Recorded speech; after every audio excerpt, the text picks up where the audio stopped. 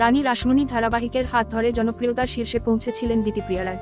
সে mega শেষ হওয়ার পর তাকে মূলত সিরিজ এবং সিনেমাতেই দেখা গিয়েছে। এবার তিনি আবারও ছোট পর্দায় কামব্যাক করতে চলেছেন। কোন ধারাবাহিকে দেখা যাবে তাকে? স্টার জলসার অন্যতম পুরনো এবং হিট ধারাবাহিক হলো অনুরাগের ছোঁয়া। আর সেই অনুরাগের ছোঁয়াতেই এবার এন্ট্রি নিতে চলেছেন দিতিপ্রিয়া রায়। তাকে দেখা যাবে রূপার চরিত্রে। এই মেগার গল্প অনেকটাই এগিয়ে গিয়েছে। সেখানে সোনা রূপা অর্থাৎ সূর্যদীপার 2 মেয়ে বড় হয়ে গেছে। আর রূপার সেই বড়বেলার চরিত্রে অভিনয় করবেন দিতিপ্রিয়া। এই বিষয়ে দেওয়া একটি সাক্ষাৎকারে অভিনেত্রী জানিয়েছেন, এখনো চুক্তি বিষয়েও কিছু কথা বাকি আছে। আমার আগামী 28 অগাস্ট ফাইনাল পরীক্ষা এমএ, সেটা শেষ হলেই বাকি কথা এগোবে। প্রসঙ্গত, অভিনেত্রী সোশিওলজি নিয়ে মাস্টার্স করছেন। দিতিপ্রিয়া রায় ছোট থেকেই একাধিক সিরিয়াল সিনেমায় শিশু শিল্পী হিসেবে কাজ করেছেন। কিন্তু রানী রাসমণি ধারাবাহিকটি তার ক্যারিয়ারের টার্নিং পয়েন্ট। তবে সেই মেগা শেষ হওয়ার পর তাকে আর ছোট পর্দায় দেখা যায়নি। মাঝে তিনি রাজনীতি, আবার রাজনীতি, ডাকঘর ইত্যাদির মতো সিরিজে বিশেষভাবে নজর কেড়েছেন।